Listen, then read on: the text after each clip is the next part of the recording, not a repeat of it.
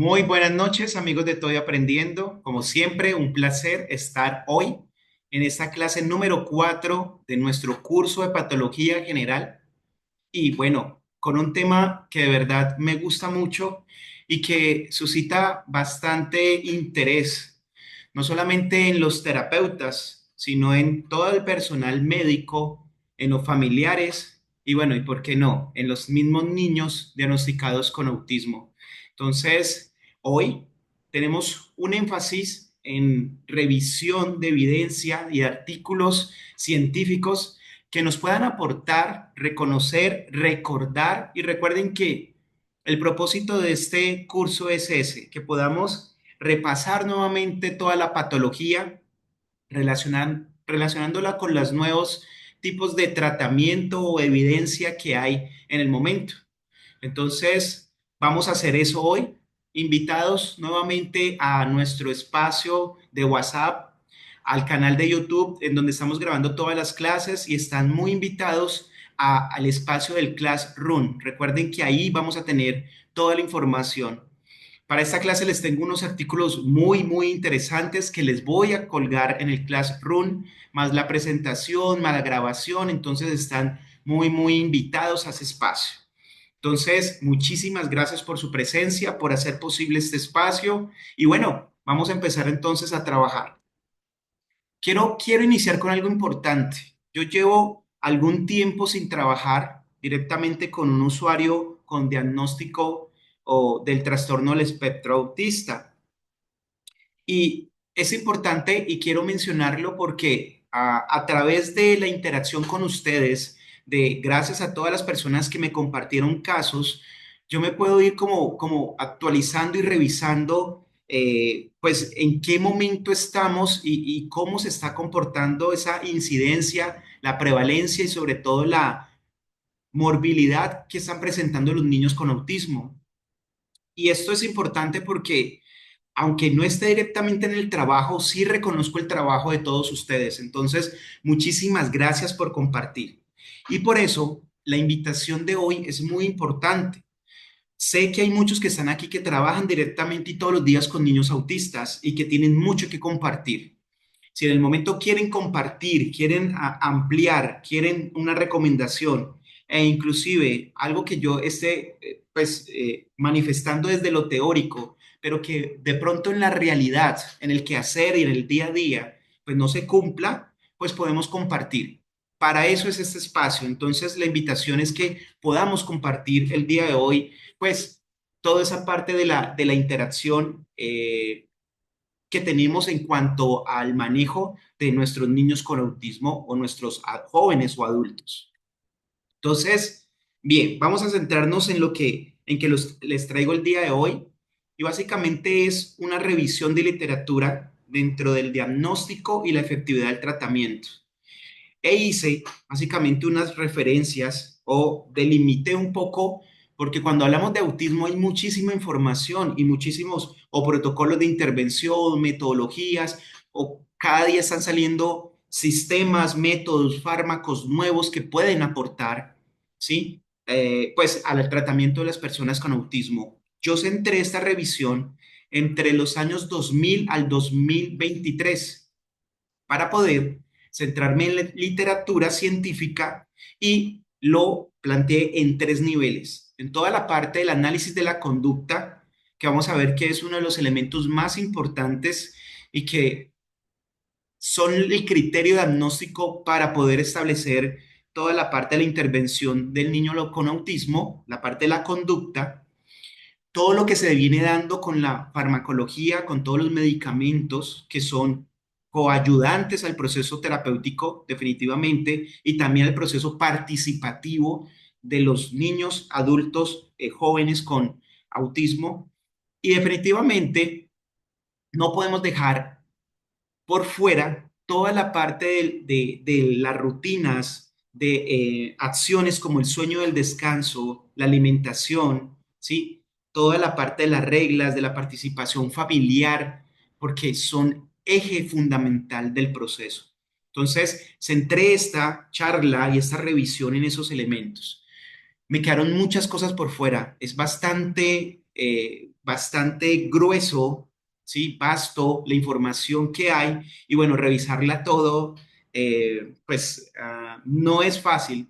Entonces, por eso los entré, pero lo que traigo es muy interesante a la luz de los pacientes que tenemos. Entonces, esa es la invitación, que nuestro paciente, digamos, sí, mire o no, eso no se aplica y que lo podamos como retroalimentar constantemente con lo que les voy diciendo y al final les muestro las guías, los artículos, bueno, los artículos los monto entonces al Classroom para que podamos entonces irlo trabajando. Dentro de ese orden de ideas, lo primero es que recordemos la definición. Y definiciones de autismo hemos tenido a través del tiempo, pero en este momento estamos hablando que el autismo, ¿sí? O el trastorno, el espectro autista, como se denomina actualmente, es un trastorno del neurodesarrollo. Ahora me voy a centrar en eso, ¿sí? O sea, ¿qué implica que sea y que sea reconocido como de neurodesarrollo? Que definitivamente sigue teniendo unas características o que los niños tienen unas características, unas limitaciones en su participación social, en su comunicación, en su interacción y sobre todo que están relacionados con algunas conductas que pueden ser entonces restringidas o repetitivas. Y eso básicamente es la definición que se está dando y que se está manejando. La Asociación Americana de Psiquiatría, ¿sí? A través de su documento, que es el Manual Diagnóstico y Estadístico de Trastornos Mentales, que es entonces DSM, el DSM ahorita, el 5 pues entonces plantea esta definición y vamos a ver lo que implica, ¿sí? A nivel conceptual, pero también práctico, esta definición. Algo importante es que, pues, la recomendación es manejar esta definición y eso hace que se hayan modificado algunos conceptos que estaban manejando anteriormente. Dentro de esa evolución, miren que primero hablábamos de unas características generales, ¿sí? Después, Leo Kanner empezó como a hacer una descripción un poco mejor de las características de estos sujetos. Asperger hizo algo muy interesante, fue que ya hizo estudios mucho más cuantitativos, aunque posteriormente hubo algunas polémicas a nivel éticas, ¿sí? En cuanto a sus procedimientos. Y por eso es que, pues, la palabra Asperger o la definición de Asperger, pues, tiene, y los que manejamos la parte de autismo sabemos que ha estado en el ojo del huracán, como decimos, por diferentes situaciones éticas, pero que de todas formas a nivel científico se dieron unos elementos importantes. Pero no fue hasta el DSM-4, ¿sí? Hasta el Manual Estadístico de los Trastornos mentales que empezamos entonces ya a definir las características y los elementos. Hasta que en el DSM-5, pues ya estamos hablando de un trastorno del espectro autista, como se define en este momento, ¿sí? Entonces, vamos a hablar y vamos a manejar la definición del trastorno del espectro autista. ¿Eso qué implica? ¿Qué es lo que básicamente vamos a manejar dentro del trastorno del espectro autista? Y es, primero, que es un trastorno del neurodesarrollo, como les había hablado antes. Eso tiene implicaciones importantes porque los trastornos del neurodesarrollo son alteraciones dentro del desarrollo neurológico, como su nombre dice, que llevan a limitaciones funcionales de diferente nivel y que están en la gran mayoría acompañados de trastornos asociados que impiden la participación social. Este concepto de trastorno del neurodesarrollo se enmarca en algo que más adelante lo vamos a llamar participación, ¿sí? Y que está en un documento que se llama la Clasificación Internacional del Funcionamiento y la Discapacidad de la Salud. O sea que estamos hablando de participación, de interacción, de funcionamiento. Y nos dice que ese trastorno del espectro autista cumple con dos categorías sintomáticas: la deficiencia en la comunicación, ¿sí? Y la interacción, y toda la parte de los comportamientos restringidos y repetitivos. Y es básicamente la definición. Y lo que dice es, ya no hablamos de diferentes denominaciones como trastorno autista típico que llamaban antes, un trastorno generalizado del desarrollo, un síndrome de Asperger o con un trastorno desintegrativo infantil o un síndrome de Rett, sino que esas variables entran dentro del trastorno del espectro autista y lo que vamos a identificar son los niveles de afectación en la participación social de ese sujeto. O sea, aquí lo importante, ¿sí? Que nos están diciendo es qué tanto participa el niño y cómo se está haciendo y cómo está haciendo la Organización Mundial de la Salud en muchas de las patologías o alteraciones o entidades, es qué tanto participa el ser humano. Y aquí, entonces, nos enmarca en la necesidad de hacer un tratamiento interdisciplinario, un tratamiento de reconocimiento más holístico que tenga el abordaje mucho más dirigido a cada uno de los elementos que consideramos participación social. Esto, sí, nos lleva entonces a tener unos criterios de diagnóstico y ahora, en este momento, el autismo tiene esos criterios de diagnóstico, que es entonces el manual estadístico, sí, manual de estadística de los trastornos mentales, entonces nos dice el 5 nos dice que a los niños para cumplir los elementos del trastorno del espectro autista debe tener entonces déficit en su capacidad de reconocimiento socioemocional, ¿sí? Que sean recíprocos, que puedan tener ese concepto de empatía. Y el elemento, ese concepto de empatía es uno de los elementos más importantes que hablamos de participación e interacción social con un niño que pueda darse cuenta, por ejemplo, o entender el dolor del otro, o la alegría del otro, o la intención de querer hacerlo partícipe, eso es muy importante. Esa interacción entre las emociones del otro y las emociones mías y poder entonces volverlo como un par, ¿sí? Esa dificultad para ser pares es uno de los criterios más importantes que tenemos ahora en el diagnóstico del espectro autista. Eso me lleva, ¿cierto? Teóricamente también a unos déficits en las conductas comunicativas. Los pacientes tienden a ser perseverantes o inclusive dentro de todo el rango llegar al mutismo y no entonces no tener la intención de comunicación o una limitación muy fuerte en ese entendimiento y en esa expresión de la comunicación. Aquí tenemos todos los rangos, como les decía, el del mutismo y básicamente ni siquiera el contacto visual a definitivamente el querer participar, pero tener unas limitaciones a nivel del lenguaje que no me permite ser asertivo y poder comunicarme, ¿cierto?, eficientemente con el otro. También el poder entonces desarrollar y mantener esas conversaciones o esas relaciones, o al menos inclusive en el rango más fuerte de niños con el espectro autista, es el no querer participar y poder entonces establecer esa relación. Otro elemento que hay que tener en cuenta en los criterios de diagnóstico es toda la respuesta sensorial que suele estar afectada en los niños con el espectro autista. Se ha encontrado una serie de alteraciones a nivel sensorial o de las entradas sensoriales perceptivas, ¿sí? Propioceptivas, vestibulares, táctiles, que llevan entonces a que las respuestas o la adaptación al medio no sea el más adecuado. Yo recuerdo tener un niño que tenía muchísima dificultad de participar con el otro, pero también porque tenía muchísima dificultad para mantener una posición erguida y entonces mantenía en el piso. Cuando se hace todo el proceso de evaluación encontramos que el niño, ¿sí? Sufría o tenía una respuesta muy fuerte al vértigo, al movimiento y terminaba en vértigo. Todos los que hemos tenido vértigo sabemos lo difícil, ¿sí? Y lo limitante que eso puede ser a nivel de la participación social. Y pues un niño con unas dificultades en comunicación, pero además con una limitación vestibular, pues eso lleva a que se exacerben y que limiten mucho más su funcionamiento. Entonces miren que encontrar y entender esa parte sensorial es determinante y muchos niños con autismo tienen esas alteraciones de una u otra forma y en diferentes en diferentes, pues, intensidades.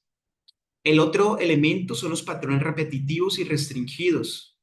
Esos patrones repetidos y restringidos entonces me lleva a querer hacer movimientos o estereotipas, ¿cierto? Aleteos, movimientos que me llevan a de pronto a explorar, ¿cierto? A nivel de no solamente el movimiento, sino de la atención, pero que hace que me alejen de la interacción social que se está dando en ese momento. Estos movimientos no solamente se dan relacionados con el movimiento de las manos o los pies, sino que también se relacionan con el habla, ¿sí? En toda la parte de la repetición, de la entonación. Son entonces muy característicos de los niños con el espectro o que pueden estar en un diagnóstico del espectro autista. También los patrones repetitivos, las rutinas, ¿sí? Esa necesidad de la repetición y el pobre ajuste, y eso lo vamos a llamar poca flexibilidad en cuanto a los cambios, son muy importantes que junto con toda la parte de la hiper o hiperreactividad sensorial y poco manejo emocional, son condicionantes muy directos a que el comportamiento, ¿sí? De agresión, de autoagresión e inclusive desadaptativo, pues sea constante o al menos entonces sí entorpezcan la interacción. Entonces miren que aunque esos elementos se ven de forma separada como criterios diagnósticos, sí se engloban en un comportamiento y definitivamente pueden terminar limitando y generando mucho más y cada vez más mayor limitación en la participación social del sujeto. O sea, que aunque son elementos que podemos decir paraguas, también entonces se relacionan directamente y a veces no sabemos dónde termina uno o dónde comprende el otro. Y bueno, eso genera mucho más dificultad en la comprensión y en la planeación del tratamiento del niño en el espectro autista. Yo tengo todos esos criterios diagnósticos están en las guías. Por favor, me pueden decir, estoy abriendo una página, no sé, cambio la presentación a un documento. No, No. Ok. Entonces, es eso. Le voy a pasar un momentico, perdón, al documento.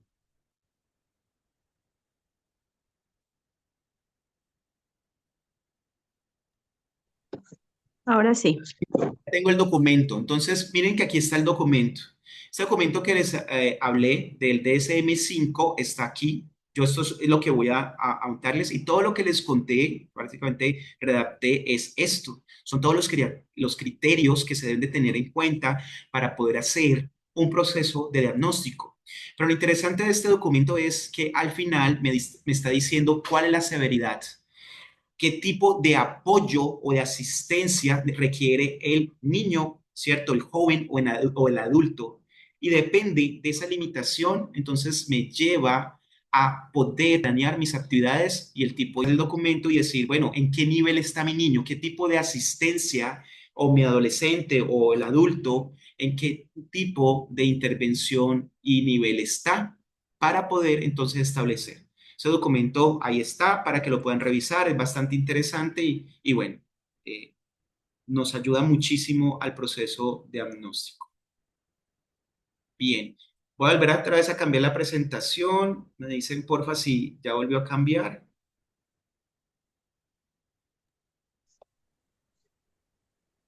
Se está demorando un poquito.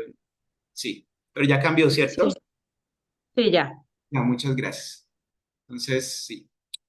Bien, recuerden que si tienen alguna pregunta, ok, listo. Bien, bien. Entonces,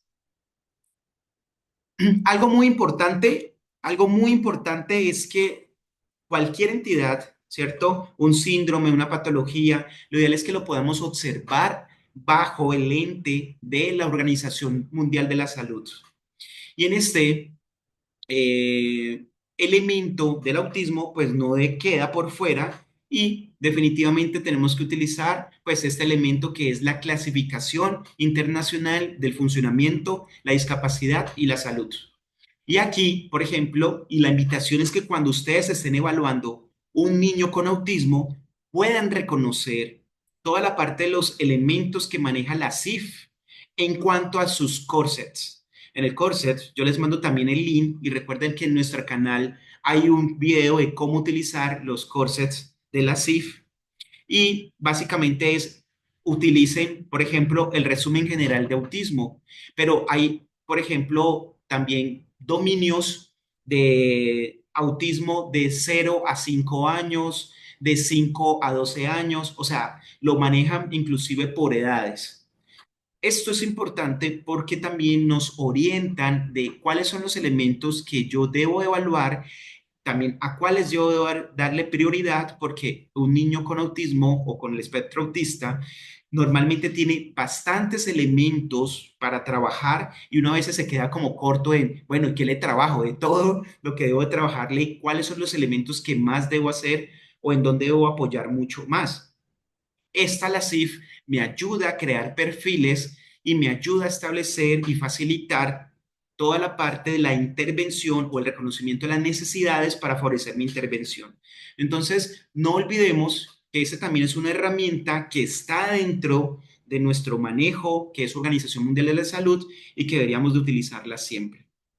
Ya en cuanto a la revisión, ya que empiezo entonces como a hablar un poco de la revisión de los documentos, encuentro puntualmente acá, primero que dentro de los documentos, la parte de la conducta es uno de los elementos más importantes para el diagnóstico y para el tratamiento.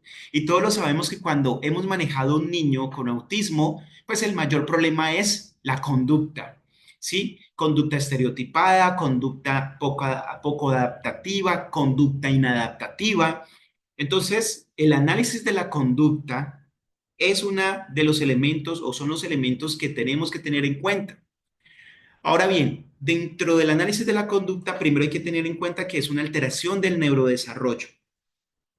Volvemos a decir que es entonces una alteración en esa secuencia de desarrollo, pero que también entonces esa alteración me lleva a una limitación en los engramas o en las conexiones necesarias para poder no solamente solucionar y poder entonces adaptarme fácilmente a un contexto, sino para poder colocar niveles más elevados a nivel cognitivo, motor y físico. Esto también nos está diciendo que hay dificultades de una u otra manera sensoromotoras que se van a ver en la motricidad gruesa, fina, y que las entradas sensoriales de una u otra forma podrían estar alteradas. En resumen, ¿esto qué nos facilita? Cuando manejemos un niño en el espectro autista, tiene que ser grupal, cuando digo grupal es interdisciplinar. Tenemos que trabajar en equipo.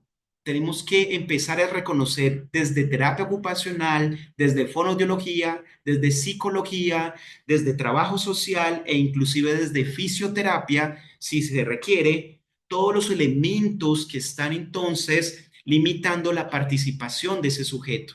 Hacer un plan centrado en participación y poder desarrollar el proceso.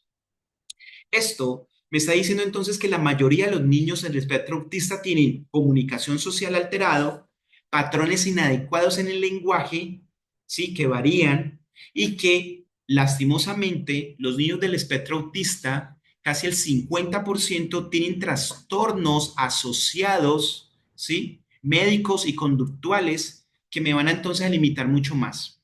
Se ha encontrado niños con el espectro autista, pero con alteraciones como un trastorno de déficit de atención con hiperactividad o trastornos de oposición desafiante o trastornos psiquiátricos o trastornos depresivos.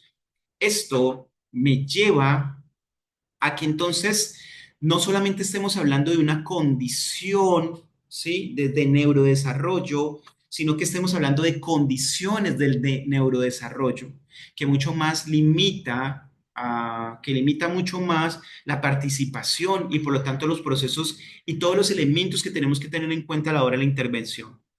Se dice que más ¿sí? Del 83%, o sea, la mayoría de los niños con el espectro autista necesitan adaptaciones curriculares.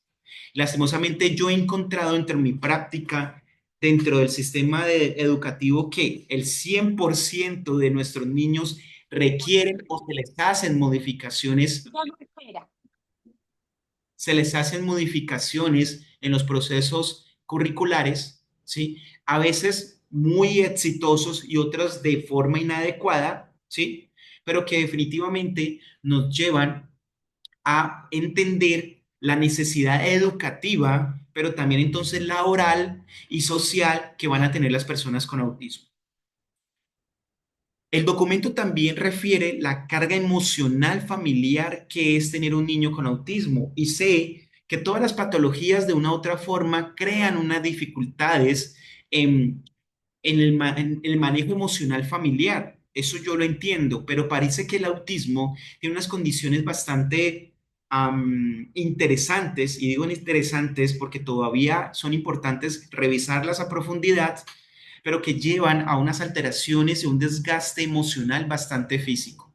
La carga familiar, ¿sí? Y el estrés e inclusive síndromes como burnout manejados por los cuidadores de los niños con autismo es bastante alta. Recuerden que si tienen una pregunta, con muchísimo gusto. Todos esos problemas conductuales, ¿sí? Pues se pueden, o la literatura y en revisiones sistemáticas y metaanálisis que pues pude revisar, se pudieron como categorizar. Entonces, estas son las conductas que más se daban, ¿sí? Para ver si los pueden identificar en sus usuarios con autismo. Primero es conductas que amenazan la seguridad propia y la de los demás, pero la seguridad propia. O sea, esas conductas en donde el paciente no tiene ese proceso de autocuidado o porque se mueve demasiado y hay riesgo de caída, en donde, donde definitivamente se niega a descansar, a dormir, en donde se niega a comer, todo eso va relacionado con su propia seguridad.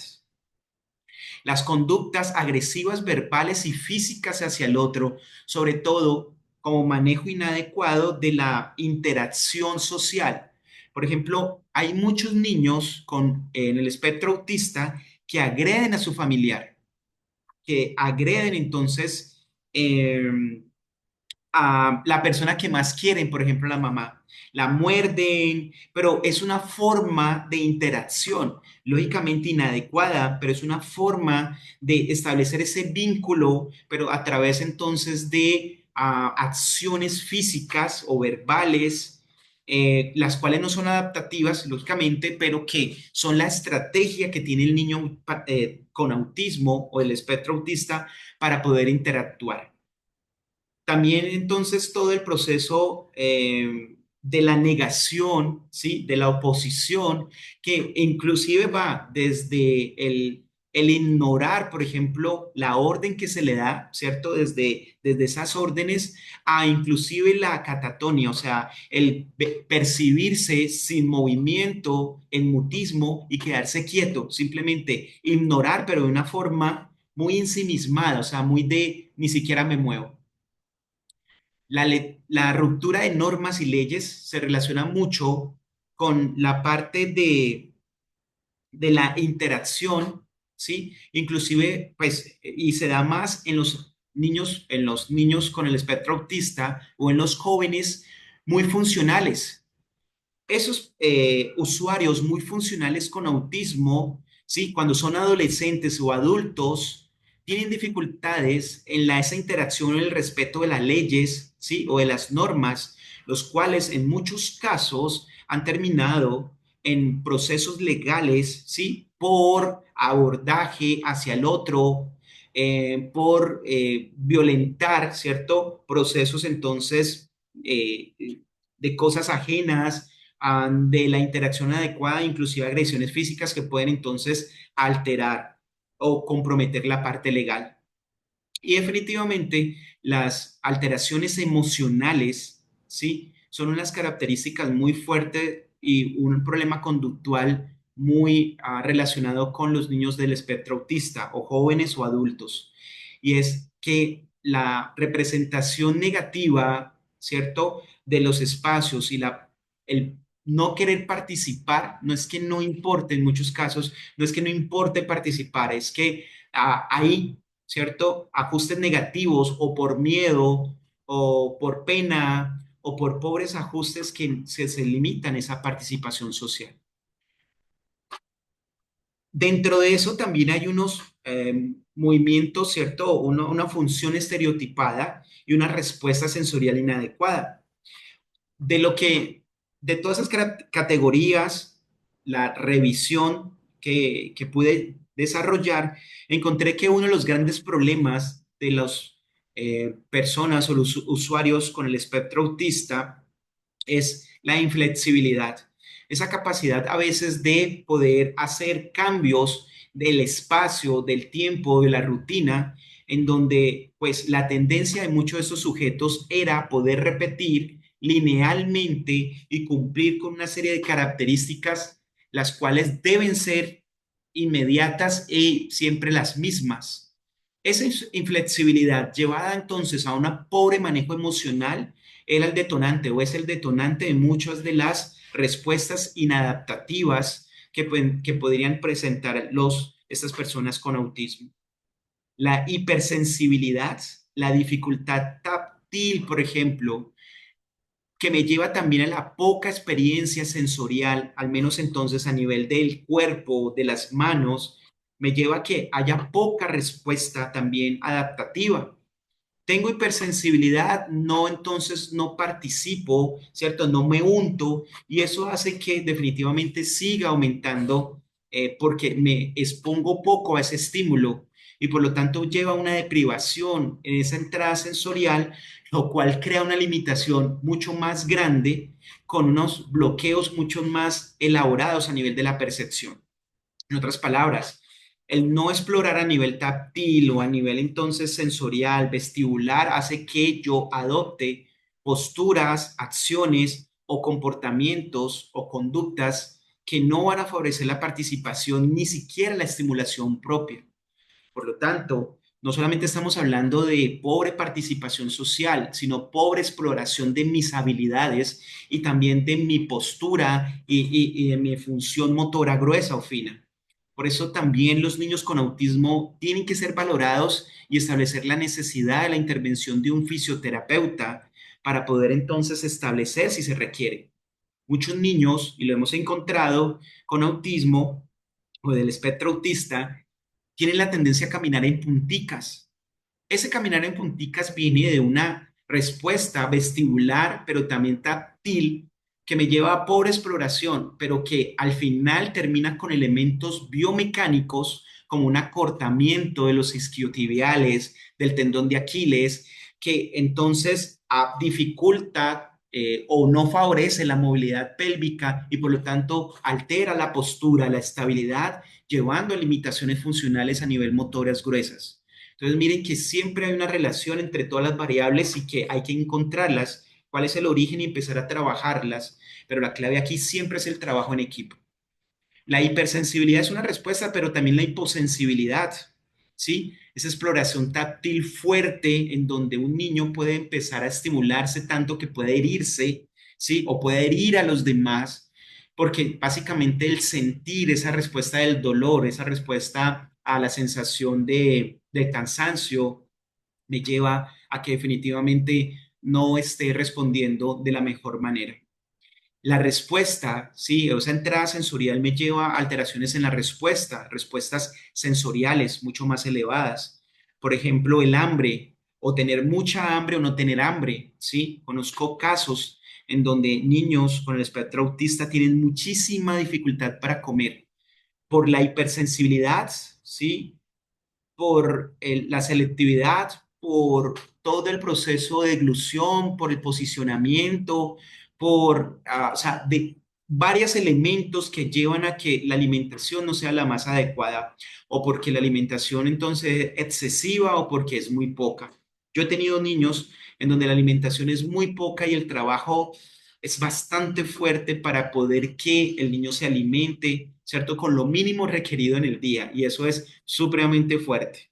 Pero también he conocido casos en donde niños con del espectro autista tienden a comer y no solamente comer pues los alimentos, ¿cierto? Sino que pueden empezar a comer elementos o objetos que no deberían entonces comer o tragar y pues que puedan llevar y pueden representar un peligro en el proceso, no solamente nutricional, sino físico, sí, en el caso pues de hacerlo. Hay unas respuestas bastante fuertes como el cansancio, ¿cierto? La manejo el control de esfínteres y a veces nos hemos pensado que el control de esfínteres solamente es una rutina. Y recuerden que el control de esfínteres es una rutina cuando la función sensorial de la percepción del control de esfínteres, o sea, el esfínter anal y vesical, está bien y me da la retroalimentación, yo puedo convertirlo entonces en una rutina, en un hábito, pero cuando la referencia sensorial a nivel vesical o intestinal no es la adecuada, pues yo tengo mucho más dificultades. Si yo no siento bien cuándo voy a ir al baño, ¿cómo voy a planear cuándo ir al baño? Esto es importante identificarlo, o sea, es muy importante cuál es la entrada sensorial, cuál es el proceso y cuál es entonces la respuesta que se está dando para poder establecer realmente cuál es la acción. Yo no puedo establecer rutinas cuando el problema no es el establecimiento de rutinas, sino la entrada sensorial que me está favoreciendo o inclusive la función motora, porque recuerden que toda la función vesical, intestinal, tiene que ver con la función motora, ¿sí? Autónoma, pero es motora. Entonces, todas esas cosas hay que identificarlo y eso vuelve mucho más complejo el proceso de análisis, pero que se requiere para poder hacer mejor abordaje en el tratamiento de un niño con, o un adulto o un adolescente con el espectro autista. El sueño y el descanso, sí, determinante y muy importante, pero recuerden que ya llevo 4 clases, es una deuda, que voy a hacer una clase especial de sueño y descanso en niños con estas alteraciones, ¿sí? No solamente en autismo, sino que quedé pendiente en déficit de atención con hiperactividad, con síndrome de Down, y creo que voy a quedar en deuda con otras entidades patológicas. Este sueño de descanso es bastante interesante, lo vuelvo a tocar ahorita en rutina, pero más bien superficial, porque se debe hacer ese espacio específico en ese sueño del descanso para niños. Bien, ¿vamos bien? ¿Vamos bien? Que yo me pongo a hablar muchísimo y entonces, no sé, sí, vamos bien. Excelente, excelente. ¿Sí? Bien, pues, muchísimas gracias. ¿Qué encontré, cierto? Y esto fue súper chévere, inclusive me ayudó. Es primero las alteraciones que están entonces relacionadas con un trastorno del espectro autista.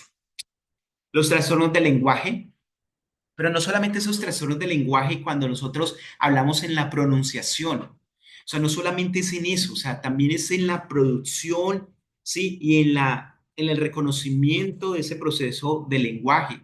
Recuerden que el lenguaje no solamente es lo que hablamos, sino también lo que entendemos y además de eso del proceso neurológico que estamos haciendo, ¿cierto? Cómo esas áreas están interactuando para poder lograr ese proceso de lenguaje. Parece que en el autismo están alteradas porque inclusive cuando yo no me coloco par con el otro, o sea, el niño no se coloca par con el otro, cuando definitivamente no se coloca par con la mamá, y digo en el sentido de esa interacción con la mamá, pues eso crea muchas limitaciones y los procesos cognitivos y los engramas neurológicos que necesitamos para el lenguaje se van limitando. Es como si nos colocaran un idioma nuevo. Y uno decía, al principio duele mucho la cabeza porque uno trata de entender el lenguaje. Estamos hablando un idioma, ¿cierto? Estamos aprendiendo un idioma. Es más o menos eso, es difícil ese proceso de lenguaje. Y por lo tanto, el trastorno del lenguaje y lo maneja fonoaudiología, que lo manejan muy bien. Pero recuerden que no solamente desde ese área. Cuando un fisioterapeuta trabaja toda esa parte motora y ese proceso de conexión neurológica, un fisioterapeuta está favoreciendo ese proceso de lenguaje. ¿Qué más de decir? La parte de los psicólogos, la parte de los terapeutas ocupacionales, o sea, lógicamente, todos estamos aportando. Entonces, no ver ese trastorno del lenguaje como entonces solamente interacción, sino el proceso cognoscitivo. Lastimosamente, los niños con trastorno del espectro autista, ¿sí? Tienen una marcada tendencia a la discapacidad intelectual. Y es de eso mismo el engrama, el desarrollo de ese engrama. el no tener esa teoría de la mente, el no poder organizar y aprender de ese otro, lleva a que nos limitemos muchísimo en el funcionamiento intelectual y terminemos con un funcionamiento más, pues, por debajo. Entonces, esto es difícil, ¿sí? Porque, pues, esa parte cognitiva que a veces es un elemento predictor del potencial de rehabilitación, no lo tenemos. El trastorno de déficit, difícil, ¿no? Déficit. El trastorno de déficit de atención con hiperactividad está muy relacionado, ¿sí? Y hay literaturas que decían un 25% se relacionan. Y esto es muchísimo, un 25, o sea, la cuarta parte, una cuarta parte, esto es bastante, esto es mucho. Y si nosotros reconocemos, y si recuerden que los vimos también, déficit de atención con hiperactividad, que tiene unas características, ¿cierto? Y a veces de oposición también, o desafiante, si lo podemos meter esos elementos, pues esto lleva a que definitivamente el manejo del espectro autista sea mucho más complicado. Los tips, trastorno de Tourette, sí se relaciona, había un porcentaje como de 7 a 10%, les paso las artículos, que también es importante y que recuerden que Tourette igual ya lleva a una degeneración del proceso, ¿cierto? De organización motora, ¿sí? Que me termina en una alteración motora puntualmente como TICS, pero que eso me está llevando a otras condiciones, ¿cierto? Y a una degeneración muy fuerte que ya interviene no solamente el telencéfalo, o sea, la corteza cerebral, sino que también interviene toda la parte de los núcleos de la base del cerebelo. O sea, estamos hablando de una condición que se extiende mucho más a nivel neurológico y esto pues es mucho más complejo. La depresión, la psicosis, la epilepsia y cada que tenemos un evento, ¿cierto? Convulsivo, estamos lesionando el cerebro. Entonces, fuera que tiene un trastorno, ¿cierto? Del espectro autista, una dificultad para interactuar y para mantener y desarrollar procesos, pues, de comportamiento, de interacción. Además, eso lo rompemos a través de una convulsión. Entonces, pues, mucho más complicado. Y bueno, el proceso empático que se establece a través de la teoría de la mente. ¿Listo? Bueno, teoría de la mente. Esa teoría de la mente pues básicamente me dice es, bueno, ¿cómo yo estoy reconociendo el otro como ese modelo que me puede ir enseñando? Y aprendemos el lenguaje y el comportamiento a través de nuestros padres y dentro de los pares, ¿cierto? Amigos, niños y el otro como tal. Y se ha relacionado también los trastornos del espectro autista con una alteración, sobre todo del sistema reticular, o sea, de todo el funcionamiento del sistema reticular. Esto que me está indicando, que me está diciendo que definitivamente esto es también un proceso que no incluye un funcionamiento del telencéfalo, sino que de muchas otras zonas que es difícil parar.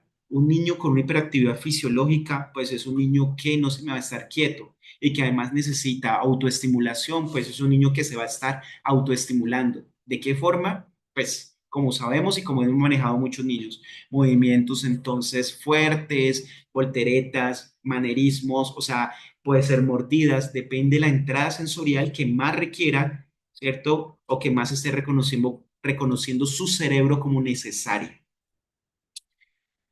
Dentro de este entendimiento de la conducta, pues nosotros definitivamente tenemos eso, que hacer ese análisis de la conducta. El problema aquí es la conducta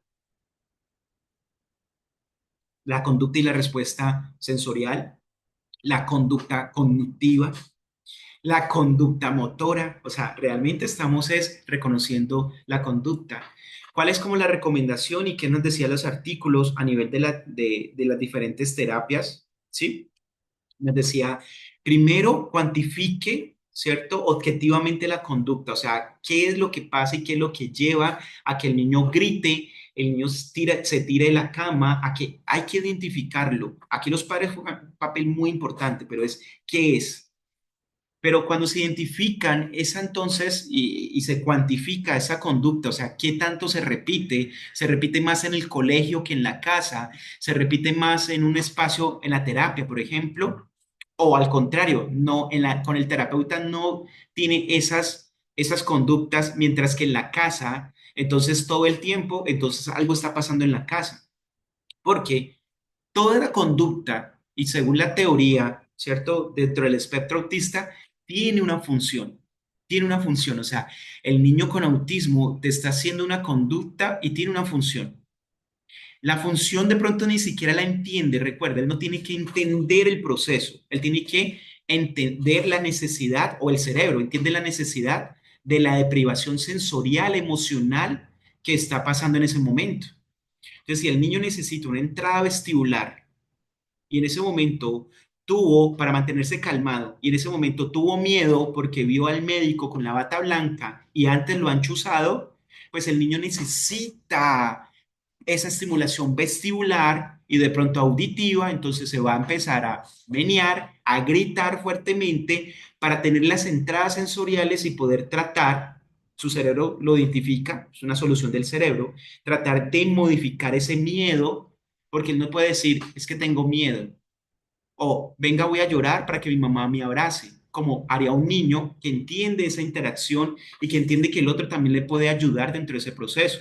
Un niño ve al médico con la bata blanca, llora, entonces llora, estira las manos, la mamá lo abraza y soluciona un problema. O sea, es la conducta que tiene ese niño. Pero este niño con autismo, entonces al tener esas deprivaciones sensoriales, entonces establece una conducta que para él es funcional o para su cerebro, pero no es adaptativa. Hay que identificar la función de la conducta, hay que centrarse cuál es la función de la conducta. A veces es muy difícil y a veces el problema es que hay niños que tienen tantas conductas y el contexto ha sido permisivo o el proceso entonces no ha sido tan rígido y han dejado que haya pasado tantas conductas que él ya tiene refuerzos de conductas, muchísimas conductas, y entonces uno no las identifica y cree o las mezcla y cree que es la amalgama de las conductas o aparece de la nada.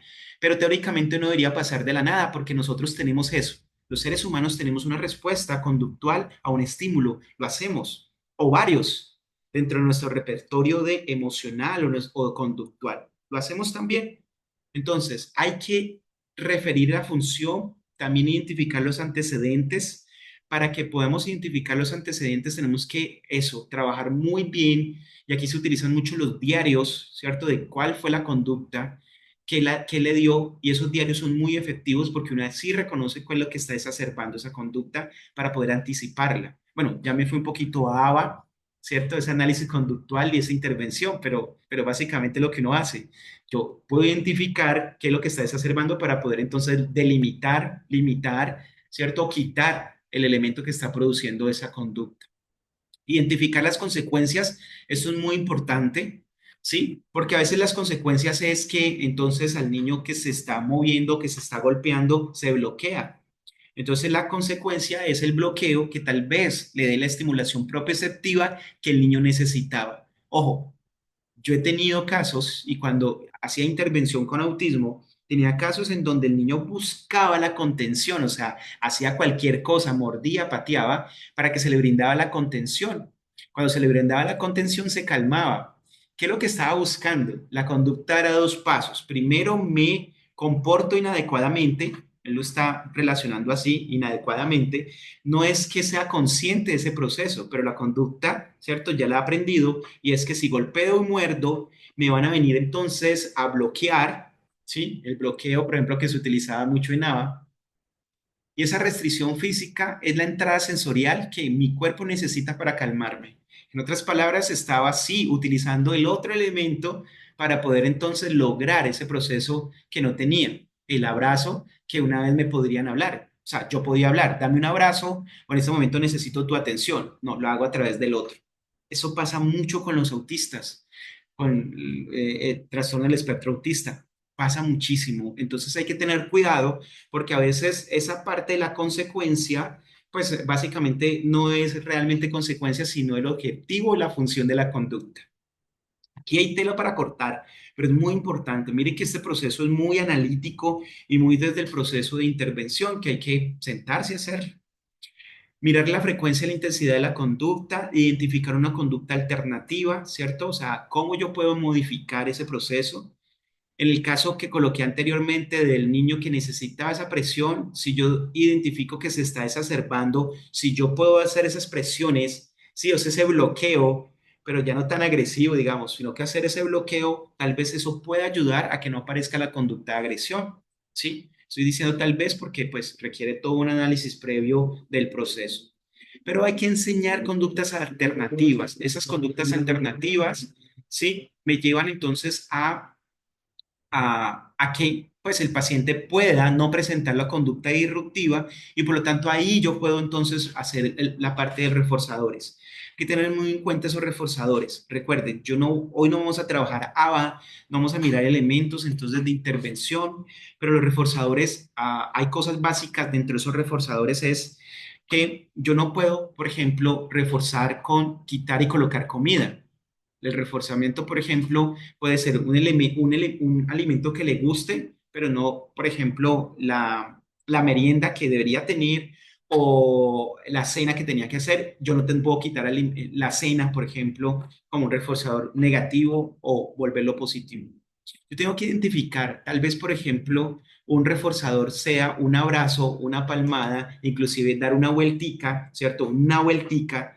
Sí, depende de las características o inclusive sentarme, inclusive en color, inclusive una película. O sea, hay que identificarlo, como les decía, esto es muy específico, pero que hay que buscar ese reforzamiento.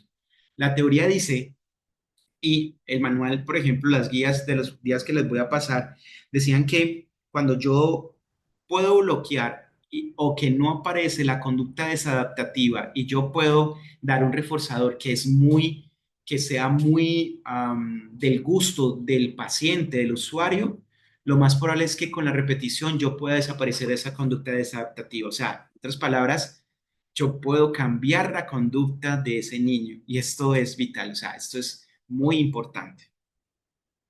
Dentro de los elementos que busqué también fue la farmacología, es muy importante. Y al final dentro, bueno, de los documentos hay cosas muy importantes. Lo primero es no automedicar. Esto es muy importante porque es que uno encuentra que al vecino le dieron o que al otro niño con autismo le dieron y entonces se le da.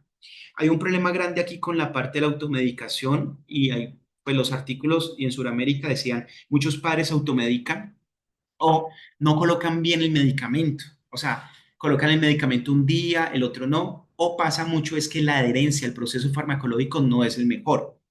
También decían es que a veces el médico no explica que los medicamentos producen eventos adversos y que pueden presentar irritación, vómito, o sea, pueden tener varias cosas. Entonces la mamá le dio 1 o 2 días el fármaco, pero como el niño empezó como a escupir, a babear, puede vomitar, o sea, o le dio diarrea, la mamá quita el medicamento y mientras vuelve el proceso de salud, pues no le da el medicamento, entonces simplemente se alteró todo el proceso de autoadministración o la administración o posología del medicamento. O a veces lo cambian por otro y entonces dice, ese se me sirvió. No automedicar. Eso es de los grandes propósitos que nosotros como terapeutas tenemos que entonces facilitarles a los familiares. Porfa, no automedicar y no alterar la posología. O sea, la posología y el tratamiento hay que hacerlo y yo sé que hay algunos pacientes que no toleran algunos medicamentos, pero bueno, tenemos que hacer el proceso adecuado. Solo lo quita los medicamentos los mismos médicos, no podemos hacerlo los terapeutas, los psicólogos, las profesoras o los padres de familia. Hay algo con la politerapia y es que la politerapia, hay un problema grande con este concepto, es que los medicamentos, normalmente un medicamento entorpece la función eh, del otro y entonces eso está creando, eso es lo que llamamos politerapia, hay que tener muy, muy en cuenta eso que la politerapia a veces no es un factor que beneficie y ahí en los artículos decía, la verdad, practicar la politerapia, más recomendación pues para los médicos, los especialistas, es practicar politerapia es como a veces mirar un chance, o sea, puede ser que le sirva, puede ser que no, y en la mayoría de los casos pues, es que no le sirve, por lo tanto no es recomendación, ¿sí? Es utilizar un tipo de medicamento, no solo un medicamento, sino cuando yo hablo de politerapia es como toda la cinemática, ¿cierto? Todo el factor y los componentes que se tienen. Entonces hay unas categorías y eso hay que manejarlo.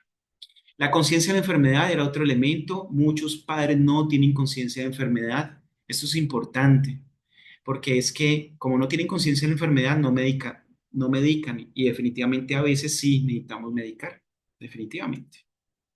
Aquí hay algunos medicamentos que encontré, ¿sí? Por ejemplo, para la agresión, la agitación y los problemas conductuales se están utilizando los antipsicóticos, ¿sí? El metilfenidato, que ustedes saben que se utiliza mucho para los trastornos déficit de atención con hiperactividad, ¿sí? La guanfacina, la clonidina, el clonazepam, todos son medicamentos, pero sabemos que esos medicamentos son súper, súper fuertes. Hay medicamentos que son entonces un poco más moduladores, ¿sí? Que buscamos entonces como más hacia la activación. Ahí está el propanolol, por ejemplo, o, por ejemplo, también los módulos del GABA, ¿sí? El ácido diurético, ¿sí? Que también se utilizan muchísimo y que pues en este momento se están pues utilizando, pero que pues la evidencia nos está diciendo, bueno, a veces sirven, a veces no, hay que tener eh, pues todavía más estudios a ver cuáles son como los que puedan mejorar. Sí, en el sueño del descanso se están utilizando un tipo de farmacología, ¿sí? El sueño del descanso y se está utilizando la melatonina. La melatonina, y encontré varios estudios, inclusive aquí está bastante interesante, y es que la melatonina está siendo un medicamento que estaban dando unos buenos resultados dentro del proceso. Hay que tener cuidado porque la melatonina la venden, al menos en Colombia, la venden en cualquier tienda, ¿sí? En cualquier farmacia y pues bueno, no se puede, y vuelvo a decir, no se puede colocar melatonina sin el proceso médico. Es muy importante. ¿Listo? Tengo aquí algunas preguntas. Espérenme, me dedico un momentico. Prevalencia de autismo, siendo de 1 cada 66 niños, ¿has encontrado si esa prevalencia ha cambiado? Ah, listo. Entonces, Jorge Mario dice que 1,66. Pues bueno, ahorita encontré y en Latinoamérica prevalencias de 1,45.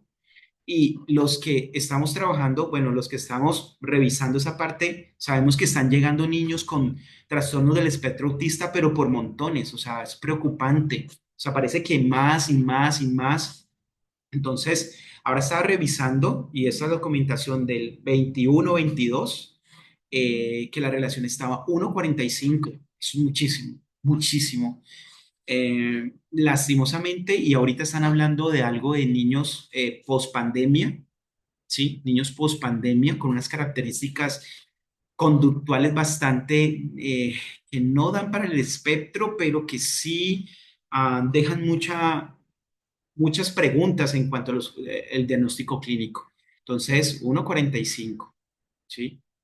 Eso lo vi súper, súper, da susto, 1,45.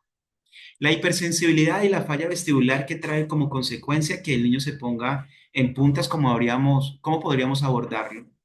Ok, sí, recuerda que si tú tienes entonces una hipersensibilidad táctil, ¿cierto? Y tu pie, la sensibilidad en el pie, en las manos, pero en el pie, pues no es la más adecuada, tú puedes buscar estrategias para evitar, pues, o disminuir los puntos de apoyo. Una de las estrategias para disminuir los puntos de apoyo y caminar es caminar en punta.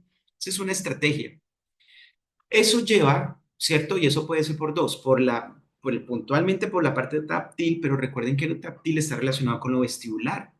También entonces una falla en la parte vestibular del equilibrio puede ser que mi punto de gravedad se ponga hacia adelante y por lo tanto entonces lo más fácil cuando mi punto de gravedad está hacia adelante es que pues ponerme en puntillas, ¿cierto? En punticas. Entonces ya.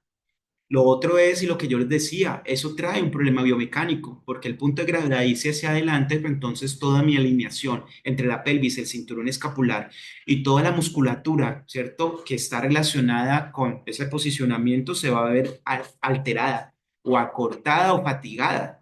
Entonces, por lo tanto, sí tenemos que trabajarlo. ¿Cómo lo vamos a abordar? Pues reconociendo cómo está la función vestibular, reconociendo cómo está la función propioceptiva, cómo está esa entrada sensorial táctil. Eso hay que hacer pruebas específicas y de reconocimiento. Pero también cómo está el posicionamiento, la alineación. Yo he encontrado niños con autismo con acortamiento, un pie más corto que el otro. y que tiene que ver más corto que el otro, claro, el posicionamiento puro isquiotibial. Entonces, eso es importante revisarlo, por eso el equipo interdisciplinar, ¿sí? Aquí reconocer la función vestibular es importante. Aprovecho para recordarles que tenemos un curso de integración sensorial, ¿sí? Neurodesarrollo de integración sensorial, ¿sí? Tenemos un experto, ¿sí? Alguien que maneja muy bien integración sensorial y ese sería muy buen espacio para preguntarle, ¿sí? Conmigo van a manejar la parte de neurodesarrollo, pero sí, con mucha entrada sensorial. Es más, en neurodesarrollo vamos a manejar es pura entrada sensorial, que es lo que básicamente estamos hablando. Y cuando es una causa emocional, es decir, el niño puede colocarse en punticas, sí, claro, se emociona, ¿cierto? Y activa su cuerpo, pero esa respuesta de colocarse en punticas, que es emocional, es corporal, pues básicamente es también un ajuste postural, ¿sí? Todo está relacionado. Muy bien. O esa pregunta, ¿cómo apoyar la intervención en control de esfínteres en autismo? Nos demoraríamos muchísimo. Muchísimo, Angie, o sea, pero lo que sí es que sí hay todo un protocolo para manejar, ¿cierto? Pero no podríamos centrarnos hoy porque no termino esa parte de control de finteres, pero eso que hay también, evaluar, reconocer. ABA maneja unos protocolos bastante interesantes. Ahorita les muestro unas guías, ¿cierto? Revisen las guías. En las guías también hay parte de esa, como de esa intervención en control de esfínteres, pero no voy a hacer referencia ahorita porque no alcanzaríamos. ¿Sí? Bien,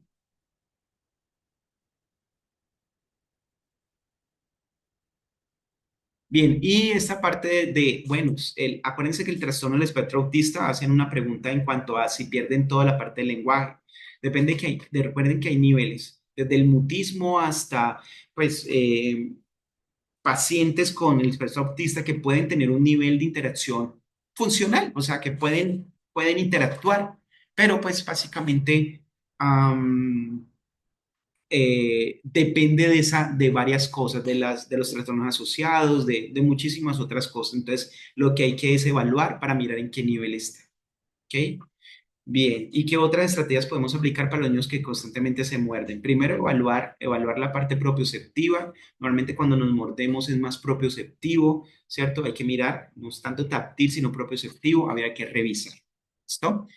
Pero también recuerden que yo no soy el súper experto en autismo, que yo sé que aquí en esta reunión hay muchas personas que trabajan y porfa, si pueden, por ejemplo, en el grupo de Estoy Aprendiendo y alguien es experto y puede responder esas preguntas, genial.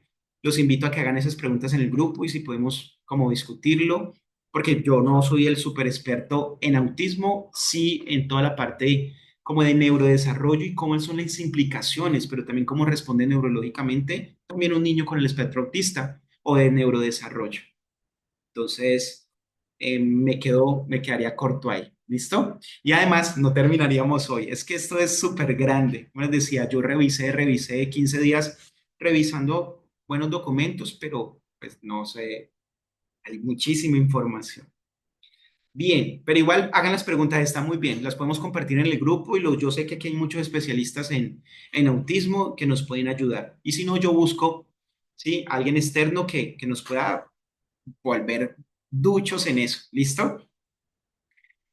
El sueño del descanso de la melatonina, les decía, por favor, no compre melatonina ahí en la esquina, primero que la mande el medicamento, el especialista, la clodidina, antihistamínicos y trazadona son con los que más se estaban utilizando, ¿sí? Pero hay muy buena evidencia en la melatonina, funciona. O sea, y la melatonina pues no tiene tantos eventos adversos, eso es lo bueno. Hay otras, por ejemplo, la aripiprazol y la risperidona son medicamentos que se están utilizando muchísimo en Estados Unidos, la FDA, ¿sí? Que es entonces la federación que vigila toda la parte de los alimentos y las bebidas en Estados Unidos, es aprobada, ¿ok? Mientras, por ejemplo, acá se están utilizando otras como la quetiapina. Tengo muchos niños que es manejando quetiapina, paliperidona, clozapina, pero que no tienen indicación por la FDA. Estoy hablando de Norteamérica, en donde pues restringen esa parte y ustedes saben que pues en Sudamérica se pueden modificar. Acá, allá, básicamente la risperidona y parece que la risperidona tiene muy buenos eventos, sobre todo para la agitación, la habilidad emocional y la hiperactividad. Funciona mucho para niños con autismo. También sé que se maneja para trastornos de déficit de atención con hiperactividad, entonces pues tienen ahí un margen bastante interesante. Pasando entonces ahorita a la alimentación, ¿sí? Encontré cosas muy interesantes y a veces decimos que la alimentación, y pensamos en la alimentación como el momento de cucharear y tragar, ¿no? Pero hay un problema con los niños con autismo y eso también viene con lo genético. Quería trabajar lo genético, pero como les digo, no alcanzaríamos el día de hoy. Eso genético está bastante interesante porque ya se ha encontrado eh, pues se ha encontrado una evidencia bastante importante en la parte genética, pero esa parte también nos está explicando que los niños con autismo en su alimentación tienen unos trastornos que afectan esa alimentación. Los trastornos metabólicos, ¿sí? Muy relacionados con alteraciones del hipotálamo y del tálamo, ¿sí? Que hacen que, pues definitivamente no haya como una mejor disposición. Recuerden que ahí en el subtálamo hay unos centros de saciedad de alimento en donde yo puedo estar saciado fácilmente o no saciado y eso me lleva a esos trastornos y eso me lleva a esa alteración y básicamente es un problema metabólico que me puede llevar fácilmente a una deficiencia nutricional. Además, se han encontrado alteraciones entonces en proteínas y en síntesis de proteínas que me llevan que aunque así se alimente adecuadamente el niño y por más suplementos y elementos que podamos entonces ayudarle al niño, el niño va a tener una deficiencia nutricional. Y esto es importante porque si el niño no está absorbiendo adecuadamente sus productos de alimentación, es un niño que va a tener muchísimas dificultades y a veces no nos damos cuenta. Es un niño que fácilmente con la alimentación se puede inflamar el cerebro. Recuerden que a través de la microbiota nosotros podemos inflamar nuestro cerebro por la barrera hematoencefálica. Hay estudios en donde me dicen, venga, usted inflama su estómago y también inflama su cerebro. Esto tiene muchísima evidencia. Entonces es importante que podamos reconocer esa parte. La función gastrointestinal y todos los procesos entonces metabólicos, como les decía, son alteración.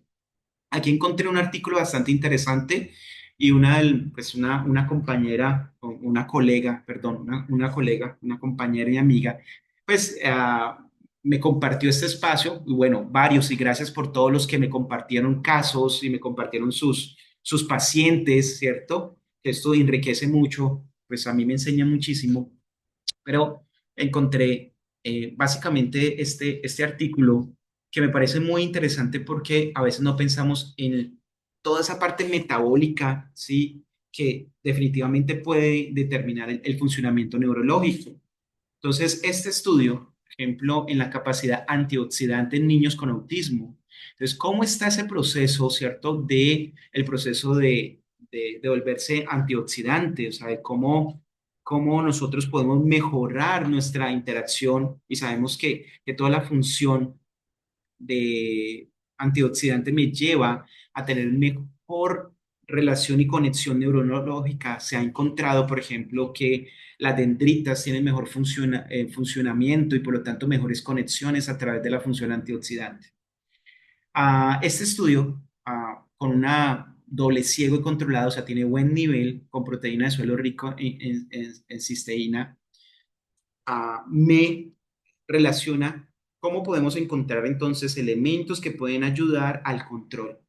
En el estudio se concluyó que muchos de los niños que estaban entonces en el proceso y que fueron entonces administrados o tratados con este antioxidante, sí, el glutatión, mejoraron en su conducta, mejoraron en sus conductas, sobre todo en la parte de la hiperactividad, en la parte de la flexibilidad y en la parte de la relación con el otro.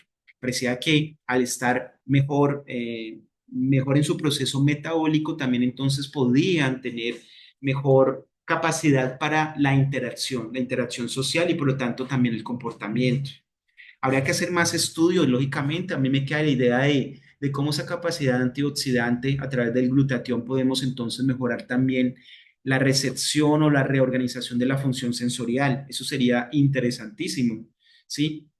Porque, pues, si puede mejorar esa entrada sensorial y ese proceso, pues podríamos de verdad pensarnos en un futuro de una muy buena, un establecimiento de acciones importantes sobre el tratamiento, un cambio bastante interesante.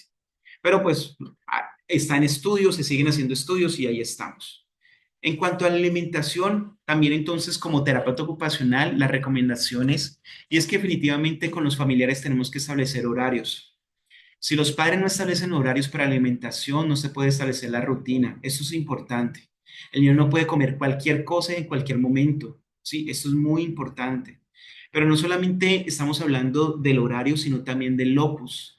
¿Qué decía entonces, por ejemplo, esa parte de la organización es que no solamente es el momento en de cómo, sino cómo como y en dónde como? O sea, una mesa, ¿sí? En su plato, con su cuchara, toda esa parte, ¿cierto? Que podemos decir es los utensilios para comer son determinantes para la apropiación y la independencia.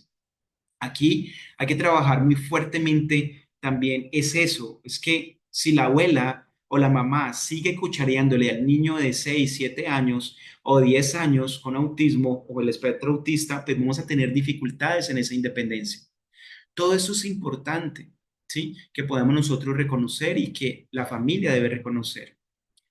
En cuanto a la exploración sensorial de alimentos, es muy importante. El problema es que en la selectividad siempre se quedan con el mismo elemento. Por ejemplo, yo tengo pacientes que no comen nada de carne, nada de pollo, y entonces, pues perdemos una gama muy importante de proteína para la alimentación. Y pues hay que hacer un proceso sensorial, hay que hacer un proceso entonces de organización sensorial, porque se debe hacer y la estimulación sensorial pues es determinante. También la familia debe empezar a combinar entonces esos elementos de cuáles son las estructuras, porque los alimentos tienen esas estructuras, algo como que la cebolla suena es diferente a la cáscara del mango y es diferente a la papa, o sea, todos esos elementos hay que empezar a trabajar y reconocer cuáles son los que no les gusta para empezar entonces a mirar cómo podemos reorganizar esa entrada y poder favorecer lo que, pues, para que pueda alimentarse. La disminución de los estímulos es determinante y eso lo hacemos los terapeutas ocupacionales. Recomendación. Si nosotros seguimos comiendo, pero con el televisor prendido, con la radio, o sea, hay que delimitar y en ese momento si estamos comiendo es la actividad de comer. Eso puede ser muy simple, pero muchas familias fallan en eso. Ni siquiera aplica para los niños con trastorno del espectro autista, falla para mucho, o sea, pasa con muchos otros niños, déficit de atención con hiperactividad, síndrome de Down, y entonces eso es un problema, porque pues simplemente no se le está dando. A la disminución entonces de estímulos y la selectividad alimentaria, que es básicamente ya un proceso pues mucho más formal de intervención. En la rutina, por ejemplo, es de sueño y descanso, solamente voy a hablar de esto porque quedo pendiente y les debo esa parte, es que sí hay una relación entre la conducta y los problemas de sueño. Aquí les dejo unos estudios bien importantes, metaanálisis de buen nivel, y es básicamente es que el niño que no duerme bien se comporta mal, así, o tiene más posibilidades de comportarse mal, más agresivo, menos flexible, menos control emocional, o sea, eso hay que tenerlo en cuenta y hay que favorecer ese sueño, hay que trabajar esa parte del sueño. Lo primero que se hace o la recomendación es el trabajo con padres. Los padres no pueden pretender que los niños logren buenos hábitos de sueño si los padres no tienen buenos hábitos de sueño. Nosotros nos acostamos a las 2 de la mañana, pero y entonces nosotros acostamos a las 8, pero hacemos bulla y prendemos la luz y todo. O sea, ahí no hay nada. Y ojo, vuelvo a decir lo mismo, esto no aplica solo para los niños del espectro autista, aplica para todos. Entonces es importante la preparación para los padres y crear rutinas familiares de sueño es muy importante. La alimentación es muy importante. Se recomienda no alimentarse 1 hora o 2 horas antes de acostarse a dormir o la hora de dormida. Entonces es muy importante la preparación del lugar, un lugar fresco, con poca luz, la temperatura, todos esos son elementos que hay que tener en cuenta. La cama, la almohada, ¿cierto? Toda esa parte hay que tenerlo en cuenta. Y definitivamente la medicación. Ojo que si la medicación es demasiado fuerte, el paciente no está durmiendo bien. Una cosa es que esté sedado y otra cosa es que esté durmiendo. Hay que mirar esos niveles de tolerancia y esos niveles de ingesta, o sea, de posología, para ver si el proceso se está logrando. Hay un estudio, ay, y lo siento, pero hay un estudio súper interesante, también metaanálisis, y eso es importante. Es la actividad física. ¿Cómo la actividad física, y se hizo en autismo, cómo la actividad física mejoraba los niveles de latencia de sueño, profundidad de sueño y eficiencia de sueño en los niños con autismo? Lógicamente, esto también para todos los niños, pero la actividad física está recomendada como una acción importante y que favorece el sueño y el descanso. Entonces, sería genial porque si ya hacemos a través del sueño y el descanso y necesitan menos melatonina o menos otro tipo de medicamento, pues sería genial. Y bueno, no utilizar medicamentos sería el ideal para dormir. Entonces, esto es muy bueno. Todo esto nos lleva a una práctica basada en evidencia. Terminamos la primera parte, ya para ir cerrando este espacio. Pero ¿cuál es la práctica basada en evidencia? O sea, son las recomendaciones basadas en expertos y en evidencia científica. O sea, la evidencia de cómo, o sea, qué estudios se han hecho y qué muestra que puede funcionar o no. Lo primero, ¿cierto? Dentro de las recomendaciones basadas en expertos es que definitivamente se debe utilizar el Manual Estadístico Diagnóstico de los Trastornos Mentales 5, o sea, el DSM-5 se debe utilizar. Ningún niño se puede evaluar sin eso, ¿cierto? Si no estamos utilizando el DSM-5, no estamos haciendo un buen proceso diagnóstico. Recuerde que eso lo hace neuropediatría o psiquiatría infantil, ¿sí? O a menos en Colombia, voy a hablar de Colombia, lo hace neuropediatría y psiquiatría infantil. Voy a decir esto puntualmente. No lo hace el psicólogo, no lo hace el terapeuta ocupacional, no lo hace el profesor, no lo hace el papá. No le voy a decir, es que mi hijo tiene autismo. Pues no, o sea, no puedes hacer el diagnóstico porque es algo clínico y solo están autorizados, ¿sí? Por más autista que tu hijo sea, por más autista que tu paciente sea, por más autista que, sí, tú ya sabes y cumple todo, no lo puedes hacer el diagnóstico. Usted tiene que hacerlo en neuropediatría y psiquiatría infantil. Esto es importante porque, pues, a veces se hacen diagnósticos o comentarios o etiquetas que no deben ser, y esto es importante. Dentro del proceso terapéutico se ha demostrado entonces la necesidad de la interdisciplinariedad. Si no hay interdisciplinariedad, lo más probable es que no se esté aportando bien el proceso terapéutico. No, es que yo pago particular y pago solo terapia ocupacional, está incompleto. Es que yo solo pago conductual, está incompleto. O sea, o sea, hay que mirar el proceso interdisciplinario. Entonces, eso es lo importante y eso es lo que dice la evidencia del trabajo. Hay que sí, definitivamente dentro de eso establecer los trastornos asociados, reconocerlos y también trabajarlos. Y hay que reconocerlos. ¿Cuál es el trastorno asociado? Pues no lo sabemos, pero hay que manejarlo. La farmacología se debe hacer con equipo. Esta recomendación me gustó mucho porque aunque el neuropediatra y el psiquiatra infantil son los que diagnostican, sí, lo ideal es que esa farmacología lo hagan con el equipo. O sea, que haya una reunión, un caso clínico con el terapeuta ocupacional, el terapeuta físico, el ocupacional, no sé, y puedan entonces hacer esa farmacología en equipo. O sea, no se coloca el medicamento solo teniendo en cuenta desde la parte médica, neuropediatría y psiquiatría infantil. Esto es importante y recuerden que es una recomendación basada en evidencia, ¿sí? Y definitivamente la participación de la familia es determinante. Sin la familia no hacemos nada. O sea, nada, definitivamente no. Otra recomendación entonces en expertos es que el tratamiento del niño o del espectro autista se puede dividir en dos niveles, o sea, en dos líneas. Las líneas es los niños, adolescentes o personas que necesiten apoyo leve y moderado. ¿De dónde sacamos el apoyo leve y moderado? Lo sacamos de los estándares del DSM-5. Ay, ¿cómo no sé qué es apoyo leve y moderado? Vaya al DSM-5. Igual en el Classroom yo subo el documento para que usted lo pueda verificar. Entonces, se divide en apoyo leve y moderado y se divide en apoyo completo. Si es leve y moderado, entonces lo que dice la evidencia es que las intervenciones deben estar dirigidas a las familias, al grupo familiar, o sea, al paciente, el grupo familiar. Si solo se trabaja sobre el niño, no sirve. Y lo voy a volver a repetir, si usted solo trabaja con la familia, no sirve. ¿Ok? Se tiene que meter en el cuento el papá, la mamá, la tía, o sea, hay que meter a la familia, porque si no, básicamente no se va a servir. El protocolo de intervención siempre tiene que estar dirigido a la independencia y participación, definitivamente, independencia y participación. Y definitivamente lo que hay que también trabajar es la conciencia de enfermedad o la alteración de la salud, ¿sí? Aquí llamamos ya es conciencia de alteración de la salud, o sea, definitivamente mi hijo tiene un diagnóstico y tengo que aceptarlo, pero ¿cómo puedo trabajar y aportar yo como familia?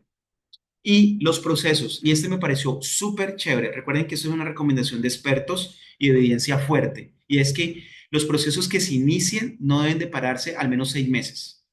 No, es que yo lo evalué y le hice 2 terapias, no sirvió de nada, vuelva a empezar. No, es que la EPS acá en Colombia, entonces la EPS, entonces le mandaron 2 órdenes y no sirve para nada. O sea, los tratamientos al menos mínimo 6 meses. Imagínense que eso es para leve y moderado.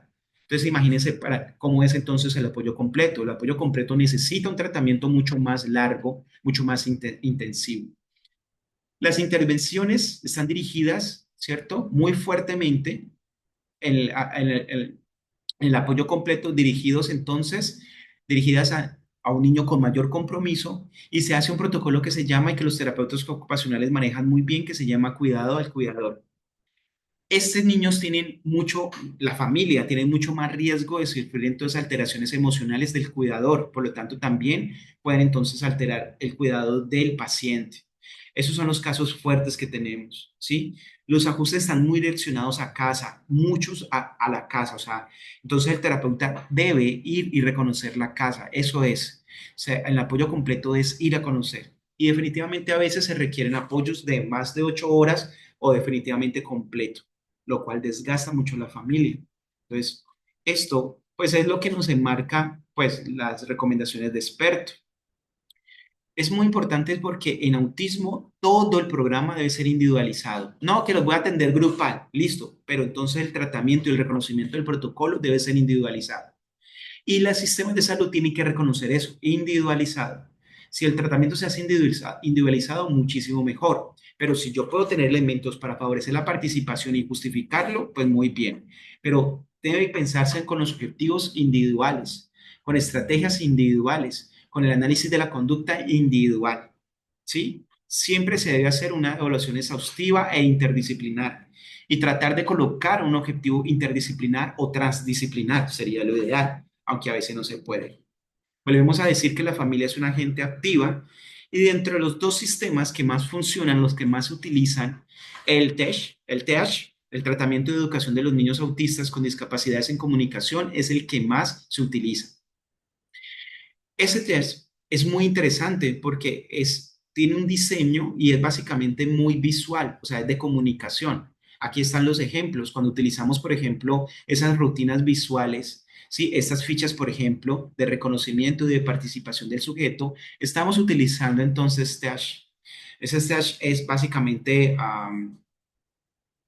como todo el proceso entonces de de análisis, ¿cierto? De lo conductual, pero cómo yo puedo llevarlo mucho más gráfico, mucho más visual al niño para que pueda reconocer su ropa, pueda reconocer su sanitario, para que pueda reconocer su mamá, para que pueda reconocer, o sea, es como muy de interacción visual a través de las fichas. Y el otro sistema es básicamente el análisis conductual aplicado, ¿sí? O de la conducta aplicada, que es entonces lo que llamamos ABA. Para ir cerrando, hay varias modificaciones, ¿cierto? En esas terapias basadas en análisis de la conducta, ¿sí?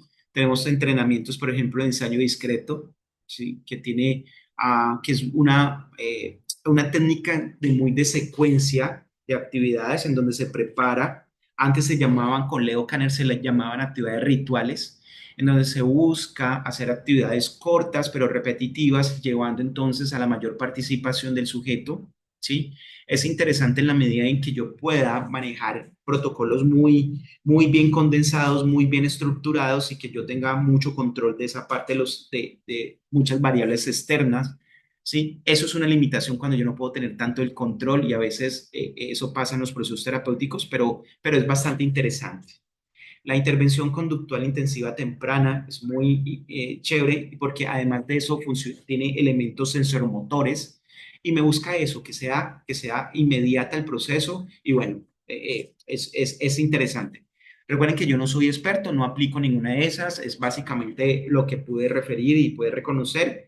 Y pues también de lo que pues pude cuando estaba trabajando directamente con pacientes autistas y reconocer en los compañeros, amigos que están haciendo intervención, porque básicamente ustedes son también los que me cuentan de qué es lo que se está trabajando. El entrenamiento de respuestas centrales, ¿sí? Y el análisis de la conducta verbal son estrategias también que se tienen. ¿Por qué se las dejo? Porque ustedes pueden, el que esté interesado, profundizar, empezar a revisar y bueno, chévere que las puedan reconocer y empezar a tratar. Al sí hay unas recomendaciones de no práctica, o sea, recomendaciones de evidencia de no utilizar o no recomendadas. Entonces, por ejemplo, el examen de neuropsicología para el niño con autismo no es determinante para hacer el diagnóstico de autismo o para iniciar tratamiento. Lo coloco aquí porque en las revisiones y también en los casos es que no se puede iniciar terapias hasta que no pase por neuropsicología. No, el protocolo está muy claro, neuropediatría, ¿sí? Psiquiatría infantil da todo el proceso con los criterios de DSM-5, hace entonces el proceso y recomienda, no, y hace entonces la derivación o hace entonces la remisión para los profesionales de terapia.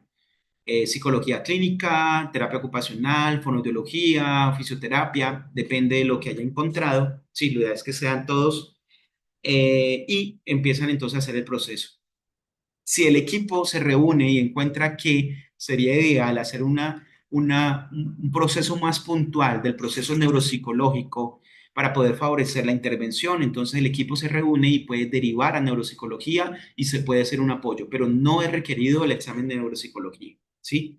Les paso el documento, la guía. Esta guía es colombiana, es una guía de intervención, de atención para el paciente con el espectro autista. Entonces es lo requerido. Es del 2015 y todavía está vigente.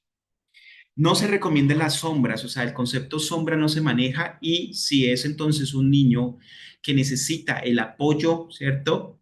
Ese tipo de apoyo entonces más extendido, más completo, o sea, más de 8 horas, entonces lo vamos a denominar auxiliares personales. ¿Por qué no se utiliza sombras? Porque lo que se dice de la sombra es que se perdía ese principio fundamental del requerimiento de la participación social del sujeto. Esa es la justificación. Si eso es bueno, eso es malo, eso es recomendable, la verdad no entraría tal como la discusión de ese momento, pero es básicamente lo que se está manejando. O sea, no es recomendable sombras y si se requiere ese cuidador, ¿cierto? Más extendido por las limitaciones funcionales de ese sujeto, que no es lo ideal, entonces se llaman auxiliares personales. Y esos auxiliares personales tienen unas características y debe tener un entrenamiento que puedan entonces ayudar a la mayor participación y funcionalidad de ese sujeto. No se puede hacer, y esto es importante, recuerden lo de la politerapia, pero entonces la politerapia, sí, no es lo ideal, pero además de eso la politerapia no se puede hacer sin consenso familiar, o sea, hay una como dentro del protocolo de intervención y los neuropediatras saben y los psiquiatras infantiles saben que pues si van a manejar politerapia, que no es la recomendación, recuerden que no es recomendado, pero si lo van a manejar, entonces pues tienen que ser partícipes y manejar o explicar a la familia y la familia debe tomar la decisión de si utiliza, no, pues la parte de la politerapia, ¿sí? Estos son los marcos entonces, ya vamos a ir cerrando. Estos son los marcos de práctica clínica y terapéutica que encontré, ¿sí? De algunos países. Por ejemplo, encontré pues toda la parte del cuidado de salud y la protección entonces del niño con autismo, ¿sí? De la Unión Europea. Encontré el del Reino Unido, encontré Nueva Zelanda, encontré de México, sí, el CENETEP, que me pareció bastante interesante. Encontré del rey Juan Carlos III para España. Sí, son guías prácticas y las cuales entonces voy a dejar en el Classroom para que ustedes puedan revisar. Lo interesante de estas guías, bueno, y el protocolo clínico para el diagnóstico, tratamiento y ruta de atención del Ministerio de Salud de Colombia que pues de una u otra forma pues nos están diciendo cuáles son como las estrategias y cuáles son como los procesos que deberían hacer para poder favorecer la participación de los niños con autismo. También lo chévere es que están los links para que podamos, por ejemplo, acceder a escalas, por ejemplo, el Dash, el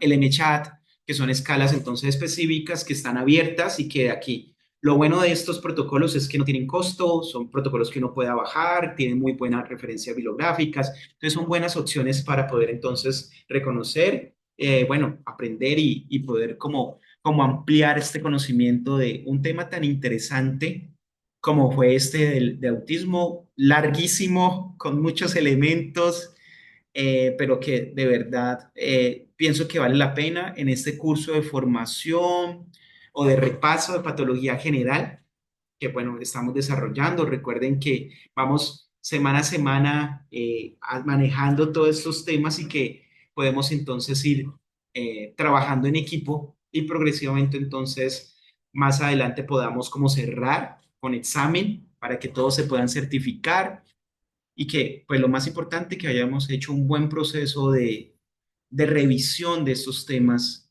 que nos hacen, pues de una u otra forma, pensar en nuestros usuarios y mejorar, que es lo ideal.